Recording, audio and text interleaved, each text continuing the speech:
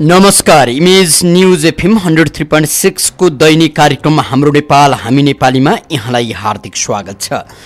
कार्यक्रममा हाम्रो नेपाल हामी नेपालीमा हामीले मुलुकमा भए गरेका राजनीतिक गतिविधि र सरकारका काम कारबाहीमाथि केन्द्रित रहेर चर्चा परिचर्चा गर्छौं। त्यसो त हामी मुलुकको बारे कुरा गर्छौं, नागरिकका भविष्यबारे वर्तमानबारे कुरा गर्छौं र मुलुकले भोगेका विगतका पीडा आज पनि उसै गरी पिलिएका छन्, चढाएका छन्, ती कुरा पनि हामी गर्न चुक्दैनौँ। कार्यक्रमलाई हामीले नागरिक खबरदारीको एउटा अभियान पनि भनिराखेका छौँ। नागरिकमा जागरुकता भइदियो भने मात्रै मुलुकमाथि हुँदै गरेका बदमाशीहरू रोकिन सक्छन्, मुलुकमाथि भइराखेका अनेकन किसिमका उल्झनहरू हट्न सक्छन् र मुलुकमाथि हुँदै गरेको चरम भ्रष्टाचार पनि रोकिन सक्छ भन्ने हेतु नागरिकलाई जागरुक बनाउने एउटा यत्न पनि हामीले गरिराखेका छौँ। कार्यक्रम विभिन्न तबका क्षेत्रका मान्छेहरूले सुन्नुहुन्छ। यो कार्यक्रम विशेष गरी एउटा सिलौटो बनाउँदै गरेका श्रमिकले पनि सुनिरहनु भएको छ र सँगसँगै यही मुलुकको माथिल्लो ओहदामा बसेका व्यक्तिले पनि सुनिरहनु भएको छ। हरेक क्षेत्रका मान्छेहरूले कार्यक्रम सुनिरहनु भएको छ। कार्यक्रममा हामी हरेक मान्छेका मनका कुरा बोल्ने प्रयत्न गर्छौँ, मनका कुरा बाहिर ल्याउने प्रयत्न गर्छौँ। सबैलाई देश दुखेको छ, सबैलाई जिन्दगी चराएको छ, यति हो। हामी सबैले भन्ने ठाउँ पाउँदैनौँ, भनेर पनि के हुन्छ भन्ने स्थितिमा तपाईँ हामी छौँ। यसकारण मनभित्रका गुम्फनहरूलाई अझ बढी गुम्फित बनाएर रोगिने प्रयासमा हामी छौँ। त्यही रोगिने प्रयासलाई अब तोड्नुपर्छ। अब देशका विरुद्धमा गरिएका गतिविधिलाई भण्डाफोर गर्नुपर्छ। अब हरेक तह तबकाका नागरिकले पहिला देश, पहिला इमान, पहिला जमान अनि त्यसपछि आफू सम्झौँ। हामीले एकपटक सङ्घर्ष गऱ्यौँ, एकपटक त्याग्यौँ, एकपटक मन चौडा गरायौँ भने सदाका लागि देश भिन्न हुन्छ। देश भिन्न बनाउनका लागि केही दुःख गर्नै पर्छ भन्ने आग्रह गरिराखेका छौँ। आज एक बिहानै वरिष्ठ पत्रकार कृष्णा ताम्राकार दिदी भेटिनुभयो। कृष्णा दिदी अत्यन्तै बहकिनु भयो। अलिक बढी भावुक मान्छे बहकिन्छन् पनि। देशले अनेकन किसिमबाट दम्स गरेको छ। देशले दम्स भनेको माटोले, खोलाले, वन जङ्गलले दम्स गर्ने होइन, देशको सौन्दर्यताले दम्स गर्ने होइन। देश अर्थात् देशमा शासन गर्नेहरूले, देशमा राजनीति गर्नेहरूले, देशको प्रशासन चलाउनेहरूले दम्स गरे। हामी उनीहरूबाट दम्सित छौँ, हामी उनीहरूबाट टोकिएका छौँ, पिल्सिएका छौँ। यसकारण पीडा मनभरि मडारिएका छन्। ती पीडा पोख्ने ठाउँ, ती पीडा भन्ने ठाउँ भेटिँदा पनि हामीलाई एकछिन सन्चो लाग्छ। यो कार्यक्रममा हामीले जसरी मुलुकमाथि एकहोरो ढङ्गबाट लुट्नेका विरुद्ध प्रहार गरिराखेका छौँ, यो प्रहारले पनि एकछिन एकान्तमा आनन्द दिन सक्छ। यस अर्थले हामी मुलुकमा भएका अनेकन किसिमका प्रहारलाई सतहमा ल्याउने प्रयत्न गरिराखेका छौँ। कृष्णा ताम्राकार दिदीले 2-4 दिन अघिदेखि नियमित कार्यक्रम सुनिरहनु भएको छ र पछिल्ला दिनहरूमा हामीले गरेका कुरा, देशमा भएका अवस्थाले उहाँलाई पीडा दियो। उहाँ गहभरि आँसु पारेर भक्कानिँदै हुनुहुन्थ्यो। कहिले सुध्रिन्छ त भाइ, कहिले सुध्रिन्छ? हाम्रो उमेरले साँच्चैकै यो देश बनेको देख्न पाउँला त? हामी साँच्चैकै तपाईँ हामीले कल्पना गरेको जस्तो समृद्धशाली हौँला त? के साँच्चै यो मुलुकको सरकार नागरिकप्रति सचेत होला त? गरिबले बाँच्न सक्लान् त? यी कुरा गर्दै हुनुहुन्थ्यो। कुरामा बहकिँदै हुनुहुन्थ्यो दिदी र उहाँले एक्कासी बडो गम्भीर कुरा गर्नुभयो। भन्नुभयो कि करोडौँपति अरबौँपति मान्छे मर्छ, उसको अन्तिम दाह संस्कार गरिँदा कसैले पनि कति अरब पैसा छ, कति करोड पैसा छ, कतिवटा घर छन्, कतिवटा गाडी छन्, कसैले केही सोध्दैन नि बाबु। उसका बारेमा त्यहाँ के कुरा हुन्छ भने मलामी कति आए, कति थिए मलामी, भनेर सोध्छन्। उहाँले त्यो भनिरहँदा म झस्केँ। यही कुरा एउटा उद्योगीले, यही कुरा यो मुलुकको प्रधानमन्त्रीले, यही कुरा राजनीति गर्दै गरेको एउटा नेताले, यही कुरा तपाईँ हामीले सोच्ने हो भने जिन्दगी जटिल छैन, देश पनि जटिल छैन, बहुत सरल छ, बहुत सजिलो छ। एउटा शासकले त्यही कुरा सम्झिदियो भने कति जाति हुन्थ्यो। मैले कृष्ण दिदीलाई भने, दिदी यति मात्रै कहाँ हो र? एकातिर मान्छेको शव जल्दै हुन्छ, अर्कोतर्फ एकजनाले हातमा कापी भुक्छ र कलम भुक्छ अनि मलामीको नाम टिप्दै हिँड्छ। थोरै मलामी भयो भने परिवारका मान्छेहरू खिस्रिक्क पर्छन्। धेरै मलामी हुँदा मान्छेहरू चकित पर्छन्। कति धेरै मलामी आएका, कस्तो राम्रो। हामी त्यो बेला पनि सम्पत्तिको कुरा गर्दैनौँ। आफ्नो आफन्त जल्दै गर्छ, आफ्नो आफन्तलाई महाप्रस्थानमा हामी पठाउँदै गर्छौँ, अन्तिम विदाई गर्दै गर्छौँ, तर घरको सम्पत्ति हामी सम्झिँदैनौँ। मलामीका अनुहार हेर्छौँ, मलामीका आँखा हेर्छौँ, मलामीका सङ्ख्या गन्न थाल्छौँ। दिदी, यसकारण मान्छेलाई चाहिने, अन्तिम समयमा चाहिने मलामी नै हो। तर दुर्भाग्य, न त तपाईँले, न त मैले, न त यो मुलुकको प्रधानमन्त्रीले, न त यो मुलुकको एउटा उद्योगीले, न त यो मुलुकको एउटा प्रशासकले, न त अर्को कसैले मलामी सोच्यौँ। मलामी नसोच्नु नै देश सिद्धिनु हो, मान्छे सिद्धिनु हो, मन मस्तिष्क सिद्धिनु हो। हामीले मलामी सोचेनौँ। एका बिहानै कृष्ण ताम्राकार दिदीसँगको यो मृत्यु संवाद, यो मलामी संवादले एकछिन झस्कायो। तपाईँ याद गर्नुहोस्, अझ विशेष गरी प्रशासनिक क्षेत्रमा भएका, तपाईँ खरदार हुनुहोस्, सुब्बा हुनुहोस्, अधिकृत हुनुहोस्, सचिव हुनुहोस्, अथवा जे हुनुहोस्, अथवा प्रहरी प्रशासनमा हुनुहोस्, जहाँ हुनुहोस्, तपाईँलाई पदमा छौन्जेल यति ठुलो अहङ्कार हुन्छ।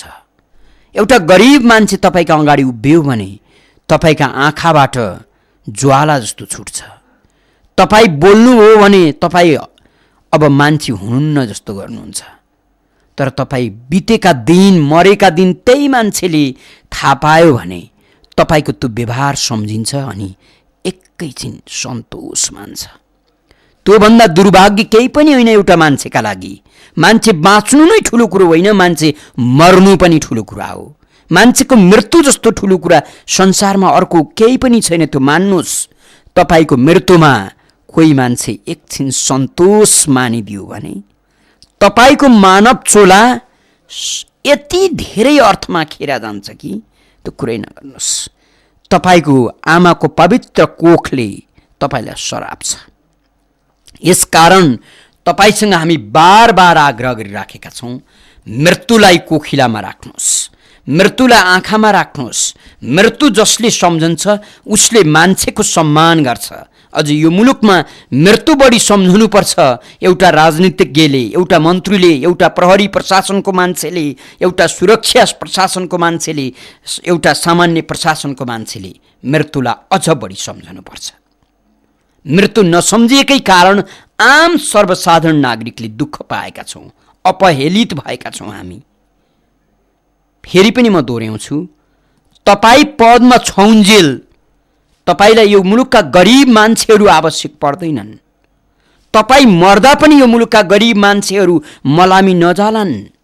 तर तपाईँको निधनको खबर ढिलै होस् प्राप्त भएको दिन तपाईँलाई पीडा हुन्छ। हेर्नुहोस्, मान्छेबाट मृत्युका नाममा आँसु झार्नका लागि आफन्त हुनै पर्दैन, छोरो हुनै पर्दैन, बाउ हुनै पर्दैन। मलाई सम्झना छ, यो कार्यक्रम नियमित सुन्नुहुने एकजना श्रेष्ठ थरका, उहाँको नाम मलाई अहिले याद छैन, मैले जीवनमा एकैपटक भेटेको छु। मृगोला पीडित श्रेष्ठ थरका व्यक्ति हुनुहुन्थ्यो। उहाँले भेट्न खोजिराखेको खबर पाएपछि म भेट्न गएँ। उहाँले आफ्ना परिवारलाई राखेर भन्नुभयो, म 3 दिनदेखि मैले केही नराम्रो खानेकुरा खाएछु, त्यसले मलाई असर गर्यो। 3 दिन अस्पतालमा बसिरहँदा म मर्छु जस्तो लाग्यो। अब घर फर्किन्न जस्तो लाग्यो। घर नफर्किने चिन्ता सँगसँगै मलाई एउटै चिन्ता थियो, मैले यो मेरा पीडाका कुरा बोल्ने ठाकुर बेलबासेलाई भेटिनँ भने मेरो मृत्यु निरर्थक हुन्छ। मेरो जिन्दगी निरर्थक हुन्छ भन्ने लागेको थियो। मैले आज उहाँलाई भेटेँ, ठाकुर बाबु तपाईँलाई भेटेँ, मरै पनि हुन्छ। उहाँले त्यसो भनिरहँदा ममा कुनै त्यस्तो अचाक्ली काम गरेको घमण्ड र गर्व केही पनि थिएन, तर भावुकताले म बहुतै पिरुलिएको थिएँ। र तिनै मान्छे 3 महिनापछि मैले थाहा पाएँ कि उहाँको त निधन भयो। र मैले म प्रति विश्वास जगाउने ती प्रिय मान्छेको निधनको खबर सुन्न साथ अनायास मेरा आँखा रसाए। उहाँ मेरो कोही आफन्त हुनुहुन्थेन। म ब्राह्मण, तपाईँ हामी बाहुन, छेत्री, नेवार, गुरुङ भनेर हामीलाई छुट्याइएको छ। म जातप्रति कुनै विश्वास राख्दिनँ। फेरि पनि मेरो पहिचान मलाई चिन्नका लागि तपाईँले भन्ने बेलबासे ब्राह्मणको पुत्र हो, एउटा नेवारको निधन भयो र 3 महिना बित्यो भनिरहँदा म अनायासै मेरा आँखाबाट आँसु झरे। मलाई खबर सुनाउने मान्छे अत्तालिँदै भन्दै हुनुहुन्थ्यो, तपाईँको कोही पर्नुहुन्छ उहाँ? मैले उहाँलाई भने मेरो कोही पर्नुहुन्न, तर उहाँ मेरो धेरै कोही पर्नुहुन्छ। यो मुलुकको प्रत्येक नागरिक मेरो कोही पर्नुहुन्छ। यस अर्थले यो मुलुकका प्रत्येक नागरिकले दुःख पाउनु, अझ गरिबले दुःख पाउनु साँच्चै पीडा हुन्छ। मलाई म प्रत्येक ठाउँमा जाँदा विशेषतः धनीसँग दाँजिन कहिल्यै सकिँदैन, कारण उसले कमाएको धनप्रति मेरो लोभ पनि छैन र कसरी कमायो सोच्नु पनि फुर्सद छैन। तर गरिबसँग दाँजिनु यति सजिलो छ कि म त्यो ठाउँमा अहिले नै झर्न सक्छु। मैले अस्ति एउटा अस्पतालको प्रसङ्ग सुनाएँ। त्यो प्रसङ्ग सुनाइरहँदा ती आदरणीय दाजुले 3 लाख तिर्न अप्ठ्यारो नपरिरहँदा अर्को एउटा गरिबको जिन्दगीको कुरा सम्झिँदै थिएँ म। यो मुलुकमा सबैभन्दा बढी संवेदनशील प्राणी गरिब नै हुन्। 10 वर्ष सशस्त्र युद्ध हाँकिरहँदा तपाईँलाई स्मरण गराउँ, जहिलेसुकै युद्धको कुरा हुन्छ, जहिलेसुकै प्रचण्डका नाममा हामी गाली अलाप्छौँ, किन होला? एउटा सत्य कुरा छ। त्यो ठुलो कालखण्ड, त्यो 10 वर्षको कालखण्डमा यो मुलुकले धेरै ठुलो क्षति र धेरै ठुलो धोकाधडी बेहोरेको छ। यसको हिसाब किताब हुनुपर्छ। हिसाब किताब जहिलेसम्म देशका नाममा गरिँदैन तहिलेसम्म देश बन्दैन। यस कारणले सम्झिनुपर्छ। तपाईँ त काठमाडौँमा हुनुहुन्छ, तपाईँ पहाडमा जानुभएको छैन र तपाईँलाई पहाडको दुःख थाहा छैन। काठमाडौँमा बस्ने सामान्य मान्छेले पनि दुःख झेलेको हुँदैन। दुःख छ पहाडमा, दुःख छ काठमाडौँभन्दा बाहिर, अनि त त्यहीँबाट सुरु हुन्छ जनयुद्ध। अहिले अलि कम भएको छ। कुनै समय यस्तो थियो मुलुकका पहाडी जिल्लाहरूमा भारतका विरुद्धमा आलोचना गर्नु एउटा गरिबका लागि सबैभन्दा ठुलो सन्तुष्टिको विषय हुन्थ्यो। र मानौ साम्राज्यवाद भनिएको भारतका विरुद्धमा बोल्नु 2 छाक भात खाए जस्तो हुन्थ्यो। त्यो सिकाउँथे कम्युनिस्टहरू। गाउँ गाउँमा गरिबहरू थिए, ती गरिबलाई त्यो सिकाउँथे। जनयुद्धमा त्यही सूत्र प्रयोग गरियो। मैले अस्ति पनि नामले सर्वेन्द्रनाथ शुक्लको पीडा उहाँले भन्दै हुनुहुन्थ्यो, नेपालमा जनयुद्ध हाँकिँदै थियो ठाकुरजी, भारतमा बस्दै गरेका पुष्पकमल दाहाल र बाबुराम भट्टराई त भारतका तर्फबाट सिभिल ड्रेसमा खटाइएका सुरक्षाकर्मीको बीचमा रहेछन्। उनीहरू बसेको आलिसान महल र उनीहरूको बसाइको ठाँटबाँटले म छक्क छक्क छक्क परेँ। यही कुरा माधव कुमार नेपालसँग पनि यही कुराको अनुभव छ। यता भारतका विरुद्ध सुरुङ युद्ध लड्नुपर्छ भनेर युवाहरूलाई युद्ध आन्दोलनमा हुमाउने, उता उतैको सुरक्षा दस्ताका बीचमा बसेर मुलुकमा युद्ध लड्ने, यो त एउटा मानक हो। आज पनि त्यही त भइराखेको छ मुलुकमा। केही दिन अघि नेपाली काङ्ग्रेसका उपसभापति रामचन्द्र पौडेल दिल्ली जानुभयो परीक्षा दिन। त्यो प्रधानमन्त्रीको परीक्षा हो, त्यो पार्टी सभापतिको परीक्षा हो, अरू कुनै कामले उहाँ जानुभएको होइन। ती त सत्य यही हो। हेर्नुहोस्, उहाँको भाग्य कति बलियो छ थाहा छैन। दिल्लीमा उहाँको भाग्य र उहाँको चिना कसरी लेखिएको छ त्यो पनि थाहा छैन। उहाँ परीक्षामा पास हुनुभयो भने काकतालीले उहाँलाई यो मुलुकको प्रधानमन्त्री बनाइनेछ, अथवा काङ्ग्रेसको सभापति पनि। दिल्लीमा चिना राम्रो रहेनछ भने पौडेलजीको दिल्ली दौडा यसै खेर जानेछ। 4 महिनासम्म तपाईँ हामीले राष्ट्रियताका नाममा अमानवीय व्यवहार सहेका छौँ, पीडा सहेका छौँ। यति हो, त्यो पीडालाई पचाउने क्षमता हामीसँग छ, देश प्रेम गर्ने क्षमता छैन। अब केपी शर्मा ओली राष्ट्रियताको अलाप जप्दै दिल्ली जाँदै हुनुहुन्छ। उहाँले दिल्लीमा गएर आजसम्म 4 महिनासम्म राष्ट्रियताका नाममा अलापेको र राष्ट्रियताका नाममा लगाइदिएका ती कपडाहरू कसरी खोलिदिनुहुन्छ त्यो पनि थाहा छैन। राष्ट्रियताको इजारालाई बलियो बनाउनुहुन्छ अथवा खोलिदिएर यता फर्किनुहुन्छ त्यो पनि थाहा छैन।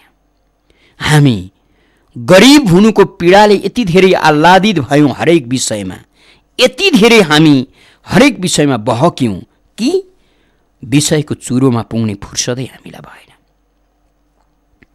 अहिले राष्ट्रियताको यो राग अलापिनुको कारण के होला?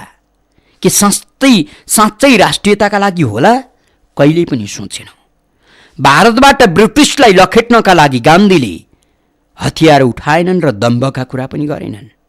उनले एउटै कुरा भने, ब्रिटिस सरकारका तर्फबाट जे जति यो मुलुकमा भित्रिएका सामग्रीहरू छन्, जुत्ता छन्, चप्पल छन्, कमिज छन्, खाद्यान्न छ अथवा जे छ, फिर्ता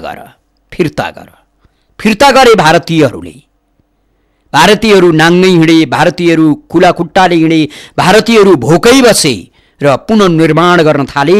अनि लखटे ब्रिटिसलाई र त आज गान्धीलाई भगवान भनेर मान्छन्।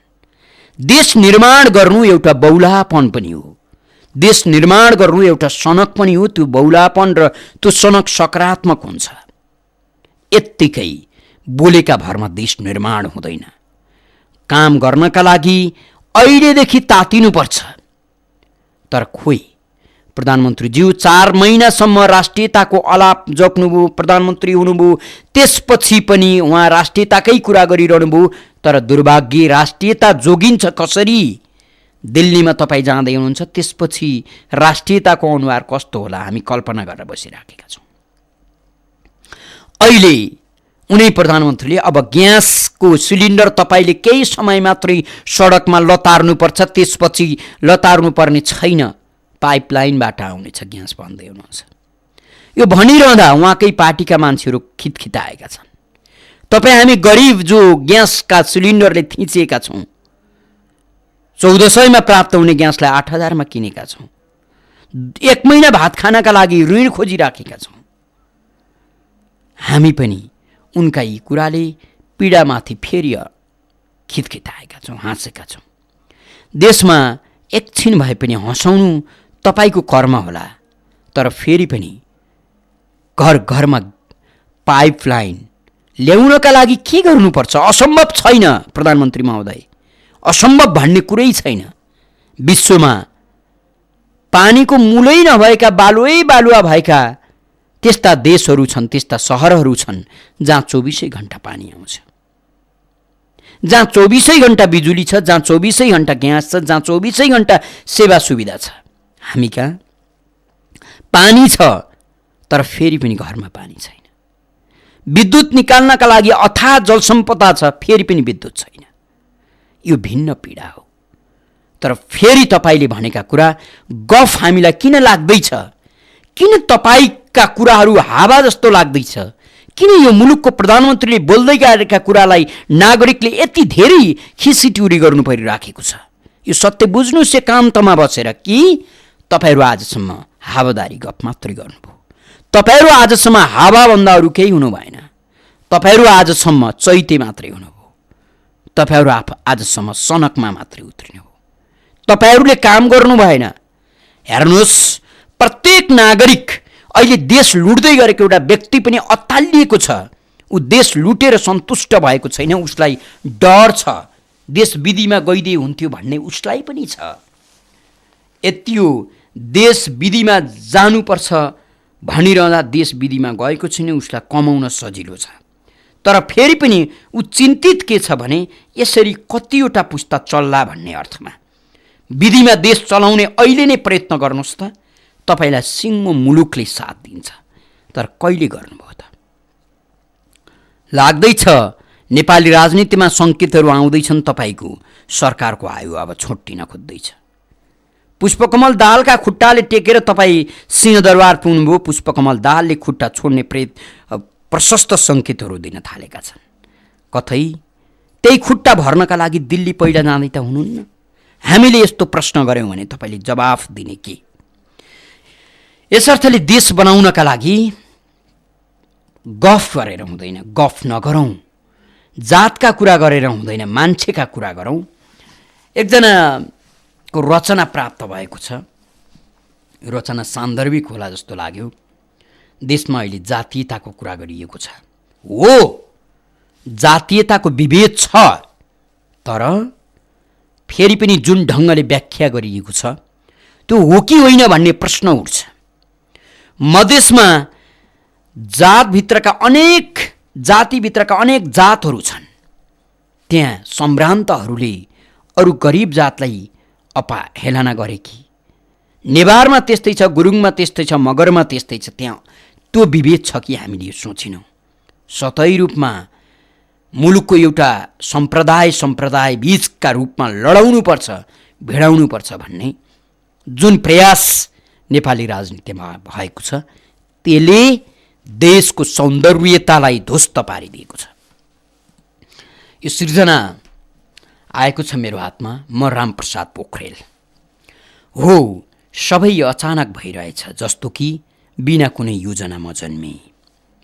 भीमकाय सिमलको फेदीमा बढ्नै नसकेर माटोतिर घुप्टिएका ससाना सालका पोस्त्राबाट स्याउला काटिरहँदा अचानक मैले बल गरेर आमालाई निचोरेँ र म बाहिर आएँ, जहाँ मेरा पुर्खासँगै आमा भागिरहेकी थिइन्। हो, सबै अचानक हुनेछन्, जस्तो कि धीमा गतिमा बग्दै गरेको मेरो शरीरभित्रको रगत समुद्री आँधी हुदहुद बनेर उर्लन सक्छ लुटिएका मेरा आदिवासी सपनाको खोजीमा। बाले हलो जोत्दा जोत्दै भोकले बारीमै प्राण त्यागे। आमा भाग्दा भाग्दै बलात्कृत भइन् र जन्मियो मेरो भाइ वीरबहादुर। अनि सँगै मेरो नाम परिवर्तन भयो। फेरि पनि बाढी पसेको बस्ती जस्तो त्रास र अभावले आजसम्म म कापिरहेको छु। हो, सबै कुरा अचानक हुन्छन्। मैले अचानक इतिहास सम्झेको छु। आफ्नै करङका पर्खाल लगाएर हातलाई गैँती जस्तो ढुङ्गामा ठोक्ता ठोक्ता, खुट्टालाई बेल्चा जस्तो बालुवामा घोड्ता बगर खेत बनेको थियो। मेरा बा आमाको रगत पानी बगनेर बग्यो। हो, अचानक त्यही खेतमा आमाको भोको लास भेटेको थिएँ। मैले कहिले आकाश आफ्नो भनिन। मलाई कसरी बाँचेको छस् कसैले सोधेन।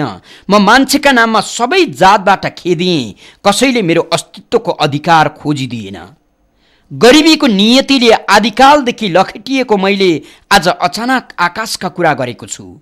मेरा तेजिला आँखा जसले हजारौं वर्षदेखि अन्याय मात्र देखेका छन्, मेरो तीखो नाक जसले हजारौं वर्षदेखि अघाएकाहरूको डकारको गन्ध सुँगिरहेको छ, अनि मेरा तीक्ष्ण कान जसले हजारौं वर्षदेखि पीडाको चित्कार मात्र सुनिरहेका छन्। कि राज्यको उदण्डता कि समाजको पाखण्डताबाट भाग्दै आएको थिएँ, आफ्नै अनुहारबाट भाग्दैछु आज। अचानक मैले विगत सम्झेको छु। मेरो भाइ हरिबहादुर बिर्ख विश्वकर्माको ढाकर जाँदा चक्कर आएर मर्यो। ऊ खान नपाएर कुपोषित थियो। हो, सबै घटना अचानक नै हुन्छन्, सबै घटना अचानक नै हुनेछन्। अब मलाई भाग्न मन छैन। यो भूगोलबाट, यी मान्छेबाट अचानक पुस्तौनी परिचय खोज्दैछु। इन्दिरा पोखरेलको नाति, सरस्वती पोखरेलको छोरा, मेरा बाजे विष्णुप्रसाद पोखरेल, कृष्णप्रसाद पोखरेल मेरा बा, म रामप्रसाद पोखरेल। यी सबै नाम धर्म ग्रन्थमा भेट्न सकिन्छ, मात्र भेट्न सकिँदैन हामीले भोगेको पीडा। मेरो पुस्तौनी पेसा भरिया। प्रमाण देऊ मलाई, यो राज्यमा मेरो पुस्ताले कसको काम लुट्यो, कसको भाग लुट्यो। मेरा बाजे पण्डित नरराज पाण्डेका गाई गोठाला लड्यो भिरबाट तिक्खर कालो गाई, अनि पाण्डे मार्सावले कोर्राका कोर्रा सजाय उसै बेला दिएका थिए। किन आज मैले अपराधको कठखरामा उभिएर यो बयान दिनु परिरहेको छ। अचानक म सम्झिरहेको छु हलो जोत्दा जोत्दै बा ढलेको दिन, ढाकरमा भोकले भाइ मरेको दिन, आमाको बलात्कारबाट भाइ जन्मिएको दिन, अनि नारायण प्रसाद पौडेल, सुभाष सुब्बा, जगत राई, कृष्ण गोपाल श्रेष्ठ, हीरा विश्वकर्मा र राजविक्रम शाहको भद्र सभाले मेरो जात खोसेर नाम परिवर्तन गरिदिएको दिन। सबै कुरा अचानक हुँदा रहेछन्, जस्तो कि हजारौँ वर्षपछि अचानक म पनि बिउझेको छु। घनघोर वर्षापछि उग्रिएको आकाशको दृष्टि बोकेर मैले अब हर्कबहादुर चेपाङसँग कुरा गर्नु छ, मिनबहादुर राउटेसँग सल्लाह गर्नु छ, दीर्घमान तामाङसँग भेट्नु छ। मान्छे खोज्न अब हामीले कस्तो तपस्या गर्नु पर्ला? आगो जस्तो पीडालाई समाप्त पार्न हाम्रो मन केले पगाल्ने होला? हामीलाई लखेटी रहने पहिरो बोकेको हावालाई कसरी थुन्ने होला? अचानक म मान्छेको स्तुतिमा अनुष्ठानरत भएको छु। यो कविताले बोकेको सन्देश र अहिले हामीले जातका नाममा गरेको राजनीति निकै भिन्न छ, तर यथार्थ अर्कै हुन्छन्। राज्यमा देशमा राजनीति बिग्रिएपछि त्यसले रूप अर्कै लिन्छ। गरिबलाई बढी उत्तेजित बनाउने र त्यसमाथि राजनीति गर्ने जुन प्रपञ्च नेपाली समाजमा अडिग भयो, स्थापित भयो, त्यसले तपाईँ हाम्रो भविष्यलाई चकनाचुर पारिदिएको छ। फेरि पनि दोहोऱ्याउँछु, तपाईँ काठमाडौँबाट अथवा नेपालबाट बाहिर जानुहोस्, तपाईँ त्यहाँ जातमा कहिले पनि भाँचिनुहुन्न, नेपालीमा ठडिन चाहनुहुन्छ। यही कुरा हामीले किन बुझेनौँ? 4006523 र 4006524 तपाईँले फोन गर्न सक्नुहुन्छ। टेलिफोन सम्पर्कमा कोही श्रोता मित्र हुनुहुन्छ, उहाँलाई स्वागत गरौँ। को बोल्दै हुनुहुन्छ? हजुर, यहाँ बनसलेबाट नेत्रबहादुर बस्नु हो।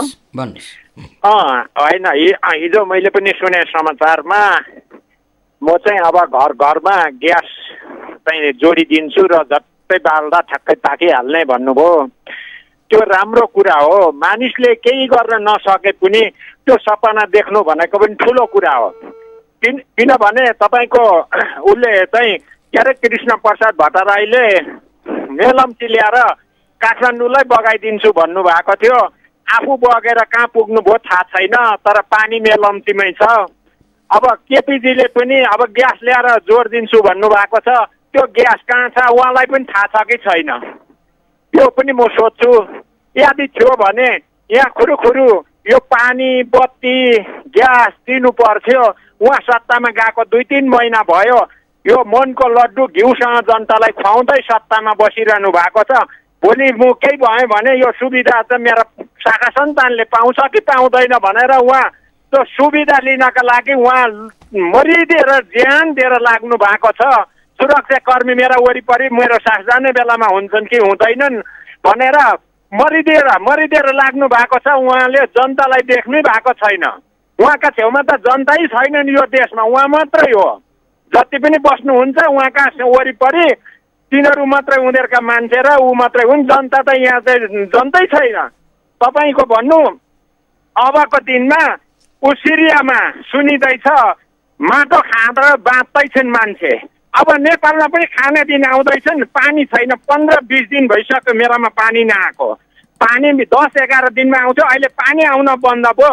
खोला नालाको देश भनिन्छ, पानीबाट पनि ककाकुल भइसक्यो।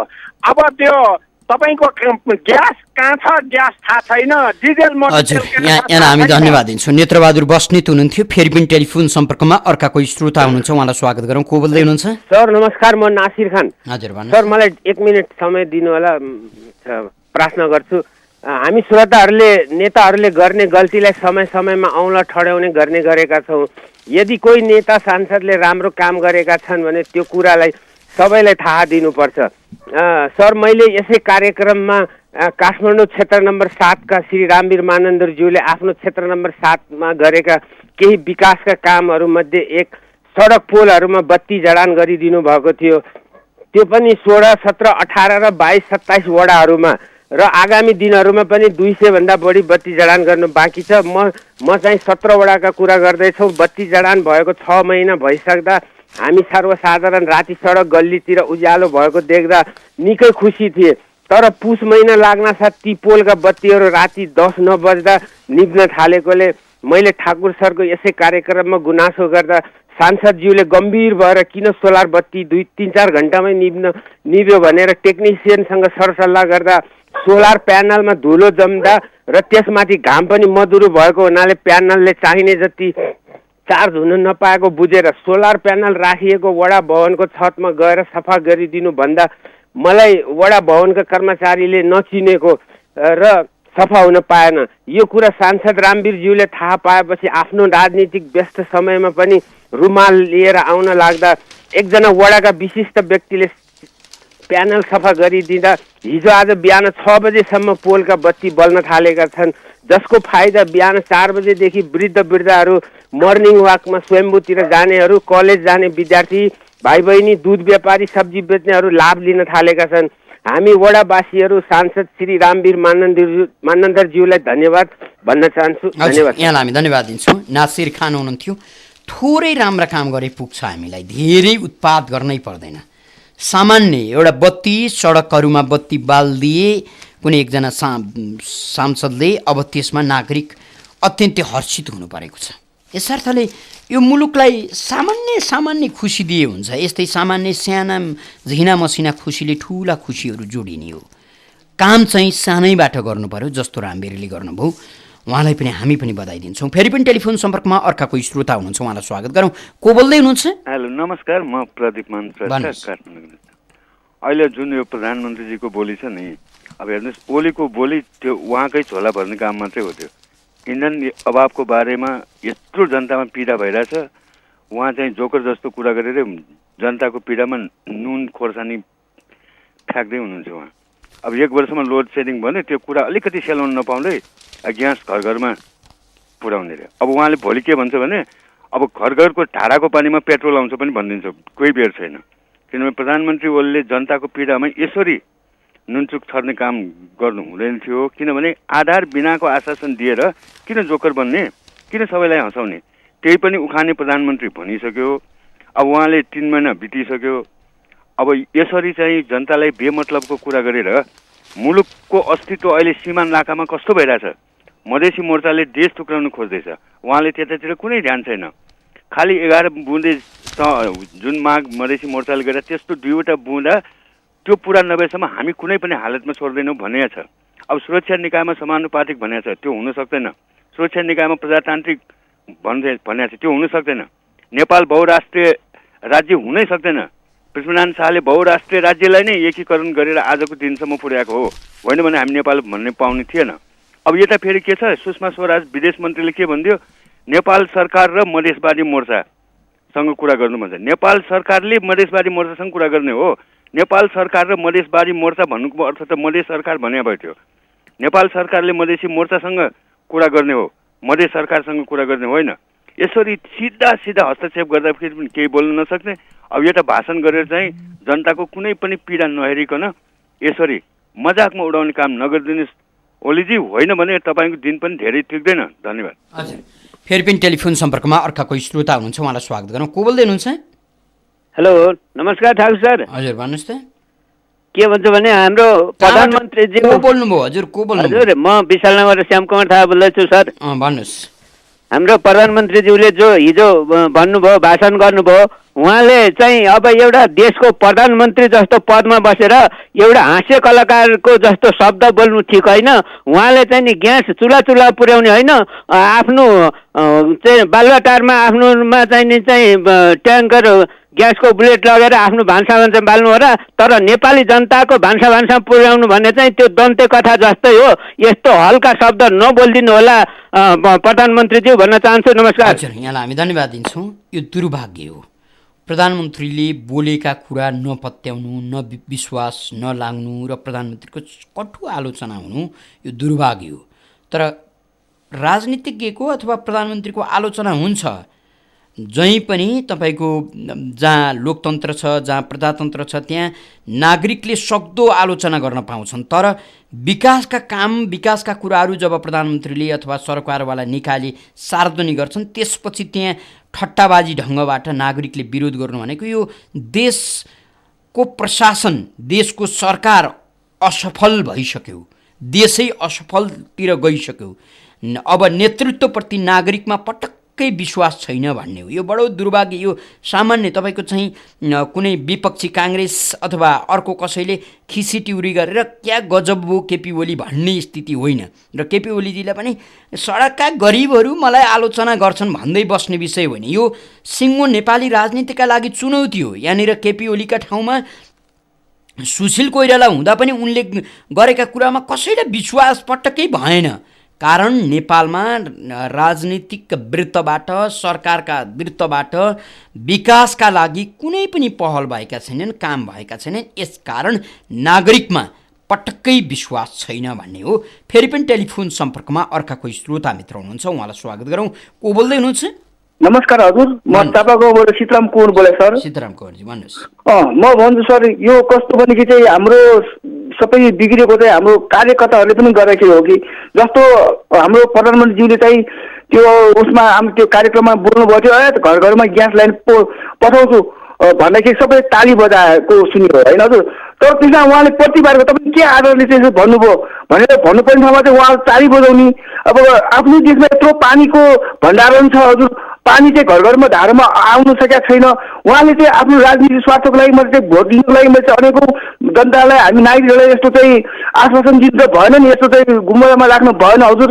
अब जुन पनि एउटा यस्तै गर्ने छ, जस्तो हाम्रो कृष्ण प्रसाद भट्टराईज्यूले पनि उहाँले चाहिँ मेजीको पानी ल्याएर यो सडक बनाइदिन्छु भन्नुभयो।